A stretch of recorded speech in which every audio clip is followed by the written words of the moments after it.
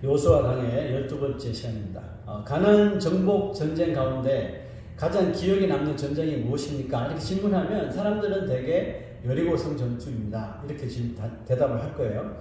하지만 오늘 읽은 본문에는 여리고성 전쟁에 버금가는 아주 놀라운 전쟁 스토리가 나오죠. 그게 바로 가나안 연합군과의 전쟁 씬입니다. 그런데 사실은 이 전쟁은 이스라엘의 전쟁이 아니죠. 오늘 읽어봤죠. 그죠? 그러니까 이 전쟁은 기브온 족속을 위한 전쟁이었어요. 가나안의 연합군들이 자신들을 배신한 이 기브온 족속을 먼저 멸하기 위해서 싸우게 됐습니다. 이에 기브온은 급하게 이스라엘에게 이제 SOS 도움을 요청한 거죠. 자, 그게 바로 6절 말씀이죠. 중간에 보시면 속히 우리에게 올라와 우리를 구하소서. 왜요? 산지에 거주하는 아모리 사람의 왕들이 다 모여 우리를 치나이다. 속히 우리에게 올라와 우리를 구하소서. 자, 기브온 사람들은 이스라엘을 속여서 화친을 맺은 그런 족속들이잖아요. 그러므로 사실 이 전쟁은 이스라엘에게는 어떻게 보면 아무런 명분이 없는 전쟁. 그러니까 unjust warring이 생긴 거죠. 그런데 그때 만약 이스라엘이 그들의 요청을 거절할 수도 있었어요. 그죠?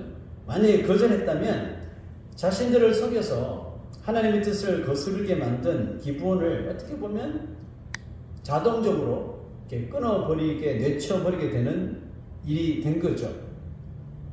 세상적으로 볼 때 이스라엘에게 여호수아에게 어떻게 보면 적절한 기회가 스스로 찾아온 거죠.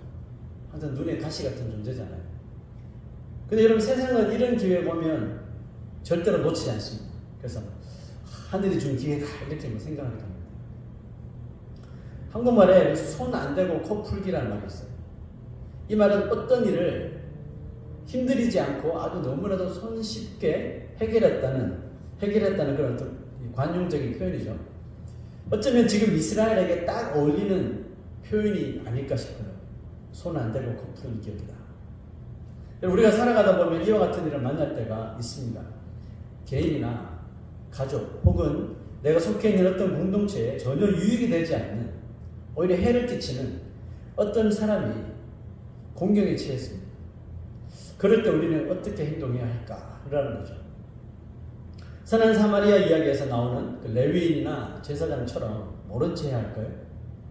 저 사람은 우리에게 원수 같은 존재고 전혀 유익을 끼치지 않는 존재니 모른 채 하고 가야 될까요? He or she deserve it. 그러면서 해야 하는 게 맞을까요?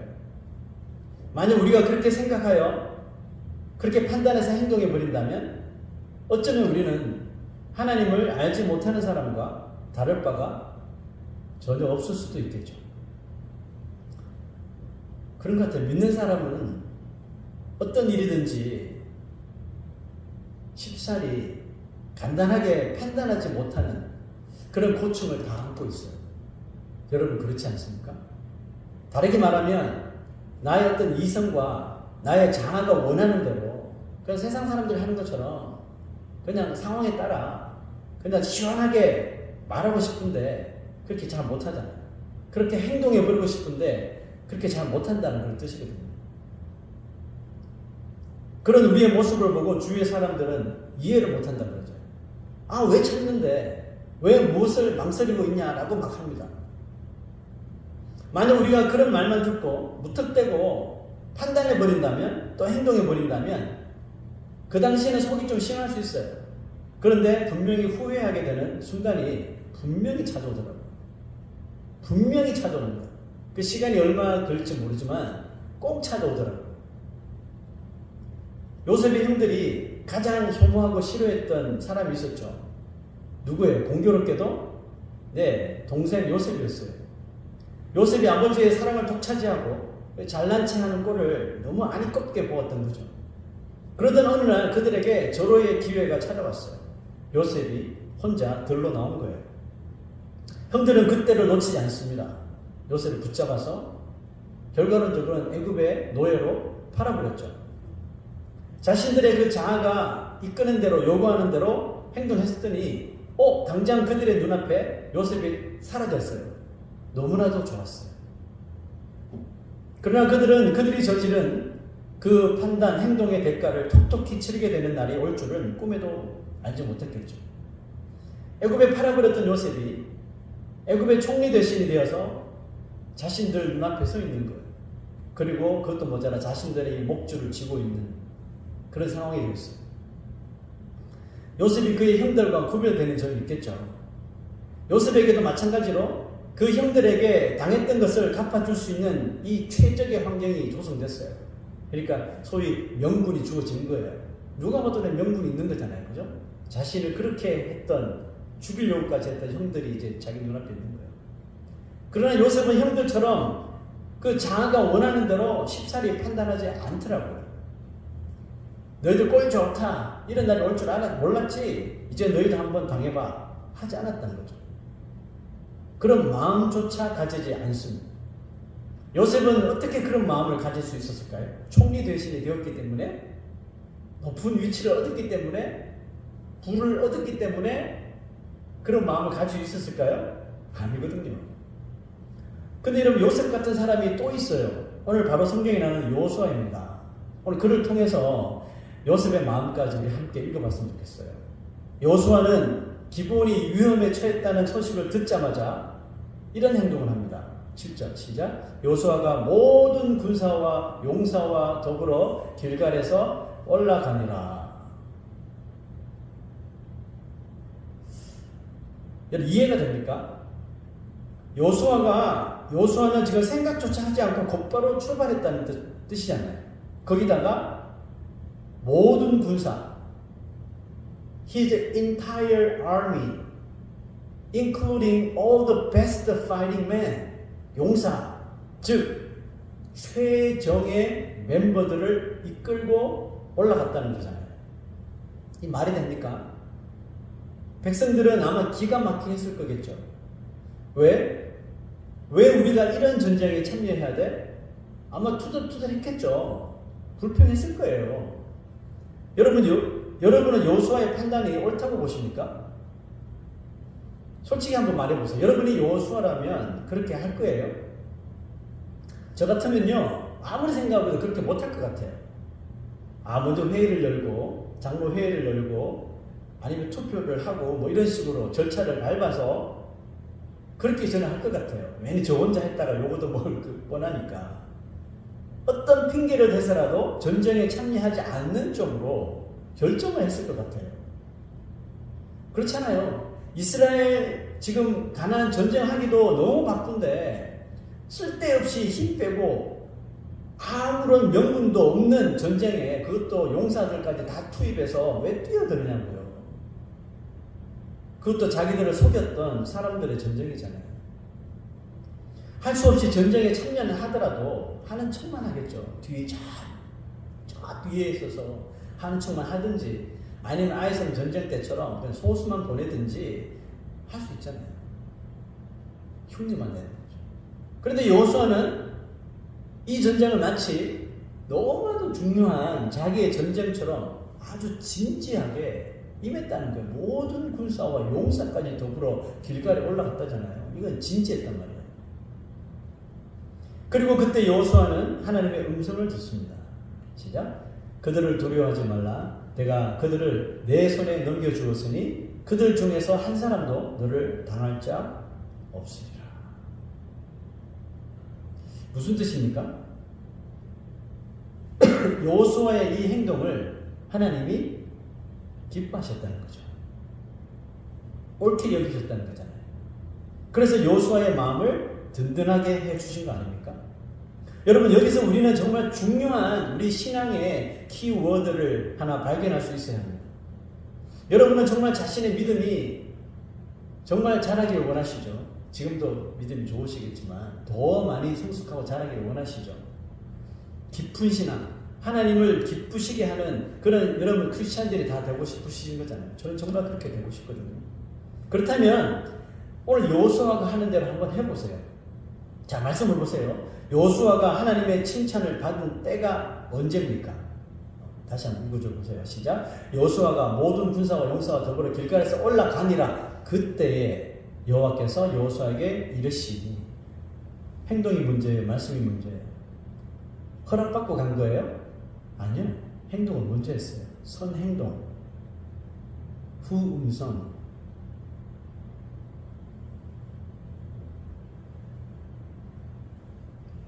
여호수아가 망설이지 않고 행동을 할 수 있었어요.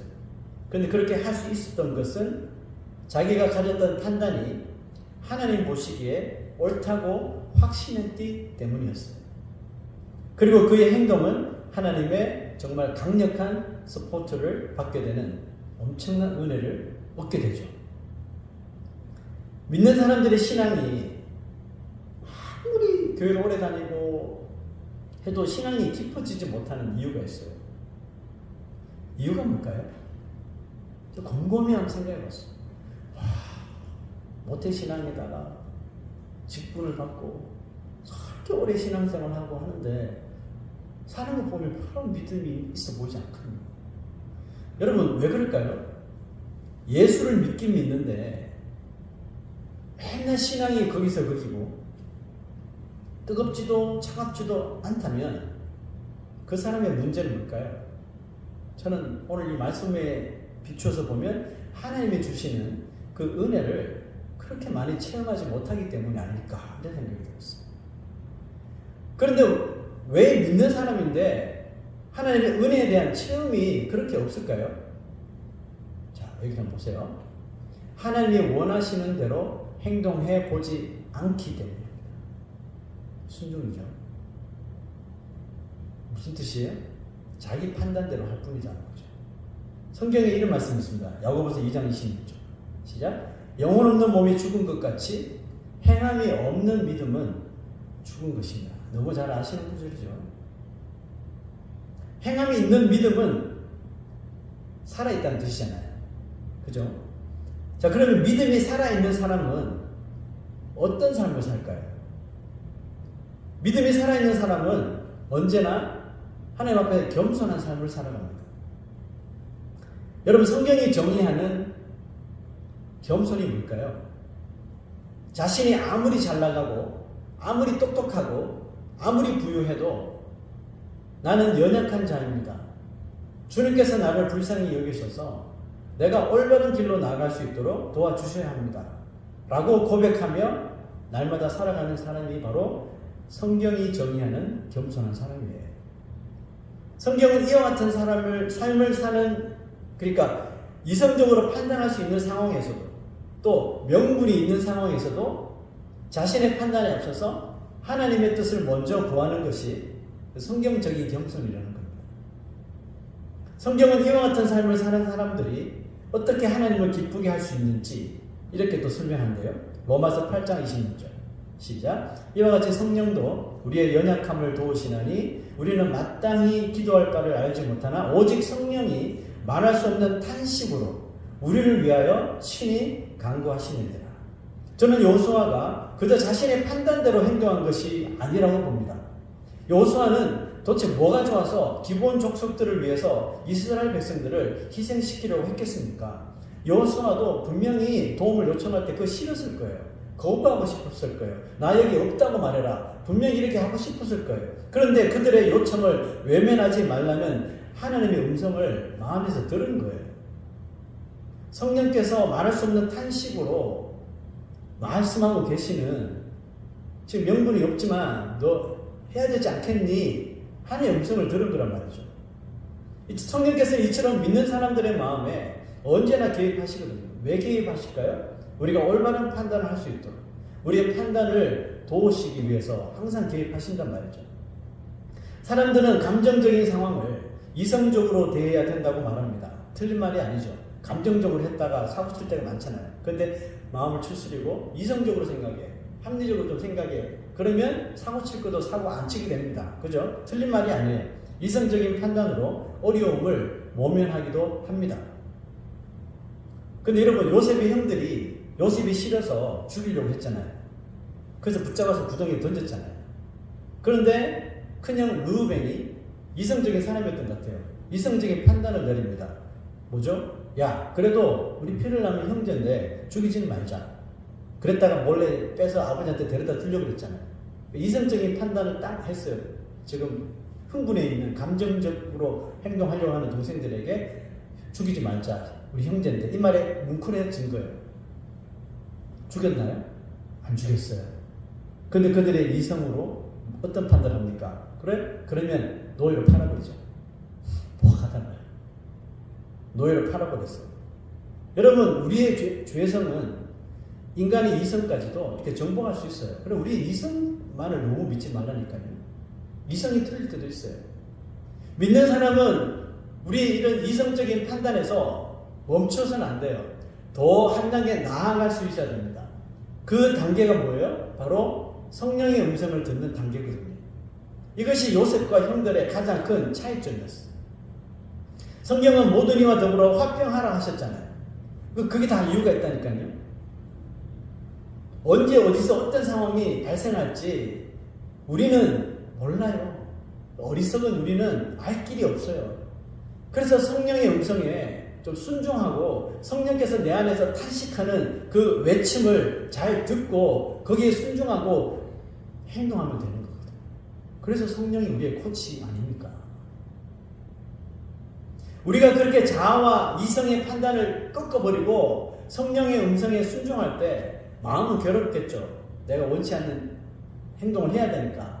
마음은 괴로울지 모르지만 그 판단이 어떤 결과를 만들어내는지 얼마 지나지 않아 분명히 경험하게 됩니다. 자, 여호수아의 행동에 하나님이 만들어내시는 결과를 한번 보십시오. 시작. 여호와께서 하늘에서 큰 우박덩이를 아세가에 이르기까지 내리심에 그들이 죽었으니 이스라엘 자손의 칼에 죽은 자보다 우박에 죽은 자가 더 많았더라. 누가 했다는 거예요? 하나님이 했다는 거잖아요. 이것이 하나님의 스케일이거든요.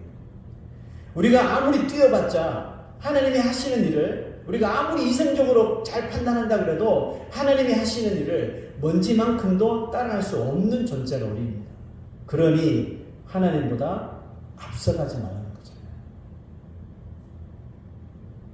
지금 당장 어떤 사람, 어떤 일 때문에 괴롭고 마음이 힘들어 다 때려치우고 싶고 당장 찾아가 복수해주고 싶은 마음이 들더라도 내 마음에 있는 성령께서 지금은 때가 아니야 라고 하시면 우리는 뭐 해야 돼요? 그냥 꾹꾹 눌러야 돼요. 그거를 감정이든지 이성적인 판단이든지 이건 명분이 분명해. 누가 봐도 이건 내가 이렇게 행동하는 게 맞아 해도 좀 참아요. 꾹꾹 참고 기다려야 돼요. 답답해도 기다려 보십시오. 분명히 하나님이 길을 열어주시는 시간이 찾아옵니다. 그 시간이 찾아오면요, 우리는 아마 깜짝 놀랄 거예요. 어떻게 이런 일이 일어나지? 어떻게 이렇게 일이 생각지도 않게 일사천리로 막 진행이 될 수 있나?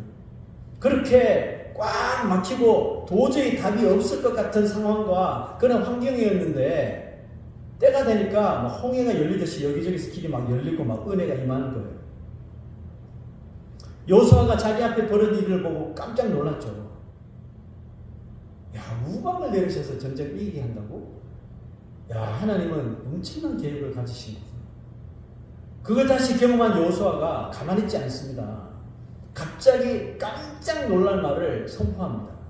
그게 바로 12절인데요. 시작. 여호수아가 여호와께 아뢰어 이스라엘의 목전에서 이르되 태양아 너는 기브온 위에 머무르라. 달아 너도 아얄론 골짜기에서 그리할지어다. 지금 여호수아가 무슨 짓을 하고 있습니까? 흥분해가지고 막 해서는 안 될 말을 지금 짓거린 걸까요? 아닙니다. 지금 여호수아는 불가능이 없으신 하나님을 더 적극적으로 경험하고 믿을 수 있었기에 그런 말도 안 되는 강구를 할 수 있었던 거예요. 그런데 여호수아가 이 기도를 어디서 했나요? 이스라엘의 목전에서 했다고 했어요. 물론 하나님 앞에 기도했지만 이스라엘이 다 보는 앞에서 선포한 거예요. 이것은 기도인과 동시에 그의 확신에 찬 이것이 나의 간증이었던 거죠. 내가 믿는 하나님은 이런 분이야. 한번 봐. 이것이 간증입니다. 여호수아가 외치는 말을 듣고 백성들은 아마 경악했을지 모릅니다. 아니 아무리 여호수아지만 뭐 저런 요청을 할 수 있나? 태양이 머무르라? 달이 머무르라? 에이 말도 안 되는 소리 하고 있어. 헷가당한 거 아니야 이거죠. 그런데 여러분 여호수아처럼 말도 안 되는 기도를 여러분 해본 적 있습니까? 잘 없죠. 아무 신앙이 깊은 사람도 이렇게까지 기도하기는 쉽지 않아요. 왜 우리는 잘 못하는 걸까요? 왜 많은 그리스도인들이 허무맹랑한 기도 같은데 왜 이런 기도를 안 할까요? 우리가 신앙보다 우리 이성을 더 신뢰할 때가 많기 때문에 그래요. 이성적으로 말이 안 되는 거거든요. 그 이성을 더 신뢰하고 판단하니까 이런 기도를 할 수 없는 거예요. 여러분 기억하셔야 할 게 있어요. 믿음의 능력은 반드시 우리의 이성을 초월할 때 나타나는 거예요. 아멘입니까? 내 이성에서 판단, 내 이성적인 기준으로 하나님의 능력은 나타나지 않습니다.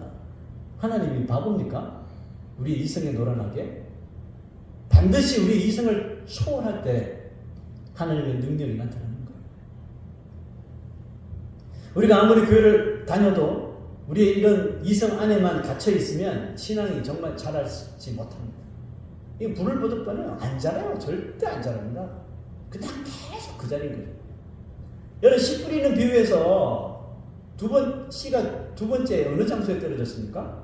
가시떨기에 떨어졌잖아요. 가시밭에 떨어진 씨가 왜 자라지 못했다고 했습니까? 가시덤불에 기운이 막혀서 자랄 수 없다고 그랬잖아요. 이거거든요. 우리의 이성적 판단이 우리의 믿음의 행동을 다 막아버린다니까요. 그러니까 뭘 하게 만듭니까? 기도보다 염려하게 만들고 하나님을 찾기보다 불평하게 만들고 불안해하게 만들고 걱정거리를 더 만들어버리는 거예요. 딱 막아버리니까 그 사람은 믿음이 자랄 수가 없는 거죠. 그래서 성경은 이렇게 말하잖아요. 아무것도 염려하지 말고 다만 모든 일에 기도와 간구로 너희 구할 것을 감사하며 하나님께 아뢰라. 지금 여호수아가 이거 한 거잖아요. 그죠? 우리가 듣기로 이성적인 판단은 터무니없는 기도 내용인데 기도는 정말 진지했거든요. 아무것도 염려하지 말고 다만 모든 일에 기도와 간구로 너희 구할 것을 감사하며 하나님께 아뢰라. 왜? 그리하면 모든 지각이 뛰어나신 하나님의 평강이 그리스도 예수 안에서 너희의 마음과 생각을 지키시리라. 아멘. 태양과 달이 멈추는 이전에도 이후에도 일어나지 않는 엄청난 기적이 이스라엘의 전쟁이 아니라 그렇게 싫었던 기브온 족속을 구출해내는 전쟁에서 일어났다는 것이 여러분 우리에게 어떻게 던지는 그런 메시지가 있지 않겠습니까? 여호수아는 기브온 족속을 구하는 일을 명분이 없는 것이라고 생각하지 않았다는 거잖아요. 모든 사람들 이거 명분 없는 전쟁 우리가 왜 나가야 돼요? 왜 용사들까지 투입합니까? 아무 명분이 없는데 근데 여호수아는 이 일을 명분이 없는 것이라고 생각하지 않았단 말이에요. 기브온 족속들과 화친을 맺은 것이 너무 억울하고 화가 났지만 이미 하나님의 이름으로 맹세를 했잖아요. 맹세하고 맺은 약속이잖아요. 그러니까 여호수아의 행동에는 하나님의 약속이 있는 거예요. 그렇게 함부로 할 수 없어요. 그들이 멸망하도록 그대로 둘 수가 없었던 거예요. 여러분 에돔이라는 나라 아시죠? 에서의 별명이 에돔이잖아요. 에돔은 이스라엘과 형제 나라였어요. 근데 광야에서 이스라엘에게 가나안 땅으로 갈 수 있는 길을 좀 열어달라고 하니까 안 열어주는 거예요. 왜 안 열어줬을까요? 명분이 없었어요. 명분을 찾지 못했어요. 무슨 명분이요? 우리가 길 열어주면 뭐 줄 건데. 자기에게 이익이 될 게 없다고 판단하니까 형제의 나라인데다 길을 안 열어주는 거예요. 우리의 이성은 그렇게 명분을 먼저 생각하고 명분을 먼저 따집니다. 하지만 그리스도인은 이런 인간적인 명분보다 하나님의 명분, 곧 하나님의 의를 더 가치 있게 여기는 사람 아닙니까? 여호수아가 그런 판단을 할 수 있었던 것도 하나님의 의를 따랐기 때문이죠. 그리고 하나님은 모든 지원을 아끼지 않으시면서 여호수아와 그의 군대가 정말 강력하게 이기도록 도와주셨습니다. 성도는 우리 이성의 명분으로 살아가는 것이 아니라 오직 하나님의 명분만을 생각하며 살아가야 합니다. 명분이 영어로 justification입니다. 성경에서 justification은 이 구원과 아주 밀접한 관련이 있잖아요. 우리가 예수를 믿어서 justified, 의롭게 된 사람이잖아요. 그러므로 이것이 바로 우리 그리스도인들이 인간적인 명분보다 하나님의 명분을 위해서 살아야만 하는 이유가 되는 것입니다. 여호수아는 이성적인 명분을 생각하지 않았습니다. 그걸 생각했다면 절대로 그 전쟁에 나설 수 없었을 것입니다. 여호수아는 하나님의 명분, 곧 우리를 의롭게 하시는 하나님의 그 의만 생각했던 거예요. 여러분, 하나님의 복은 하나님의 의를 정말 자신의 의보다, 세상의 명분보다 더 소중하게 여기는 사람에게만 주어지는 것입니다. 비록 이성적으로 명분이 없어 보이는 일일지라도 하나님의 명분이 우리를 만약에 이끄신다면 우리의 명분을 과감하게 꺾어버리고 하나님의 그 명분에 따르시기를 부탁합니다. 그 하나님의 명분을 생명 다해 순종하신 분이 누굽니까? 바로 예수 그리스도이시잖아요. 우리는 이제 그분이 가신 길을 열심히 뒤쫓아 따라가야 살아가야 합니다. 기억하십시오. 하나님이 왜 그 행동이 옳은 것인지 우리의 삶 가운데 우리 인생이 끝나기 전에 명확하게 보여주실 것입니다. 아멘.